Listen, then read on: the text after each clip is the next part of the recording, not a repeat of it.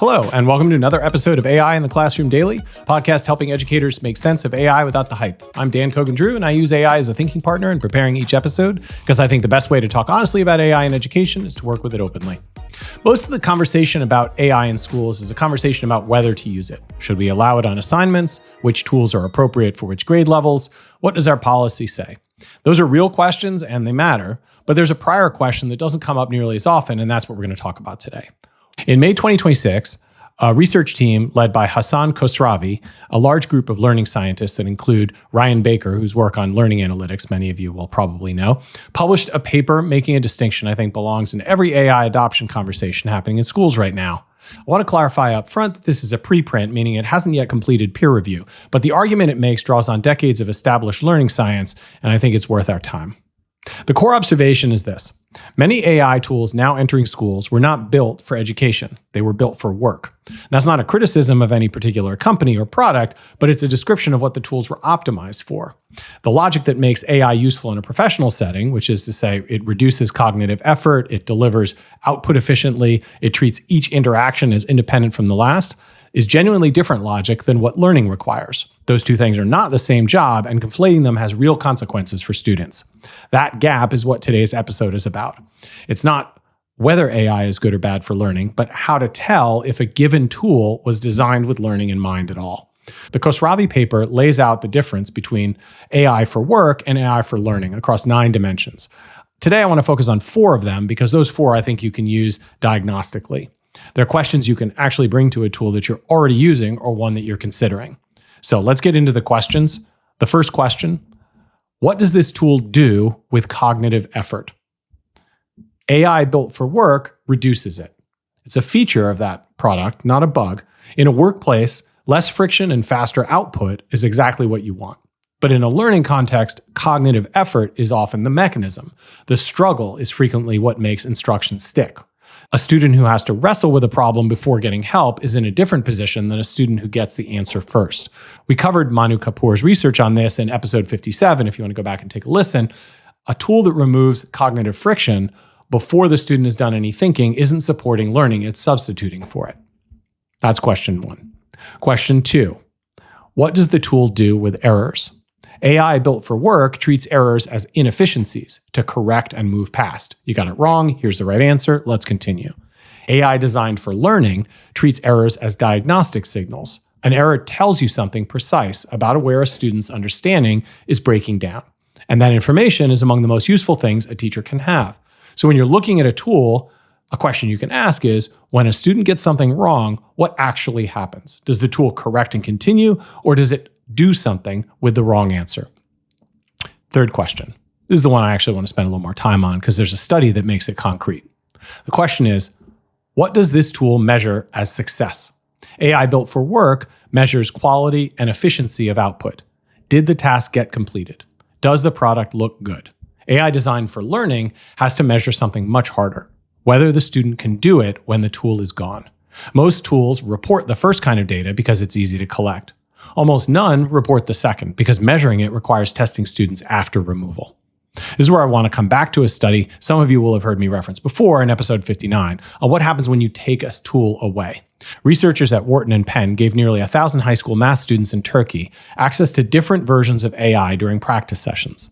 Students using an unguarded version of ChatGPT performed 48% better than the control group during practice. Then the researchers took the AI away. And those same students performed 17% worse on a subsequent exam than students who had never used AI at all. The tool looked effective right up until the moment someone measured the right thing. I'm returning to it here because it's the clearest illustration I've seen of the price that learners pay for a tool that pursues the wrong success metric. Fourth question, does the tool remember anything about this student? Most current AI tools are stateless. Every session starts fresh with no memory of what the student got wrong last week, what they've already mastered, where they consistently get stuck.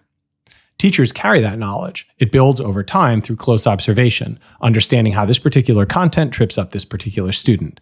That's not something a tool acquires by default. When a tool has no memory across sessions, all of that accumulated knowledge has to come from the teacher manually, or it gets lost entirely.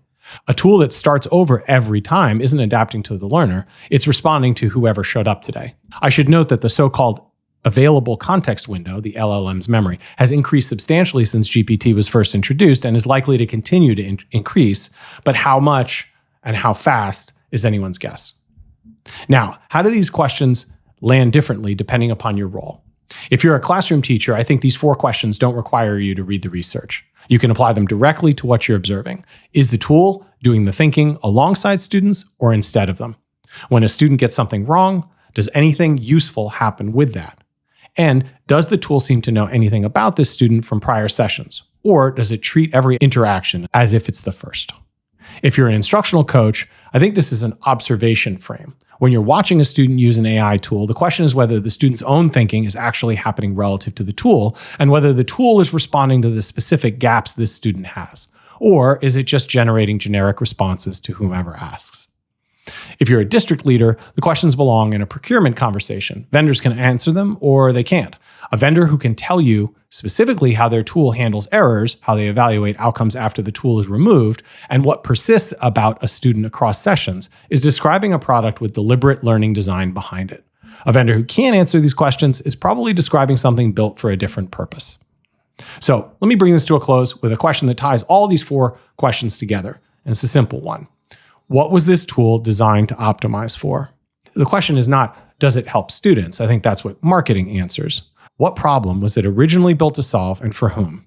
The Khosravi paper is clear that most of the AI tools entering schools were built for knowledge workers, not learners. That doesn't make them useless in the classroom, but it does mean that the burden of instructional design falls more heavily on the teacher. The tool won't supply what it wasn't built to do. If the Khanmigo story here, I think, is worth a brief mention here, not as a cautionary tale, but as an example of a team that actually interrogated this question in real time. Khan Academy built their tool as a Socratic tutor. Never give the answer, always ask questions.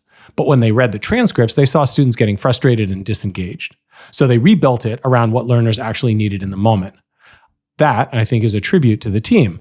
They changed the design because they were asking the right question about what the tool was doing to students, not just what it was producing. We covered this in episodes 46 and 47 if you want to go back and hear the full story. The harder version of this question is one you may not be able to answer from a product demo or a one-pager. Does the tool's definition of success match yours? If their metric is completion rates, and yours is whether students can perform independently when this tool is gone, you may not find out those are different things until the tool has been in place for a while.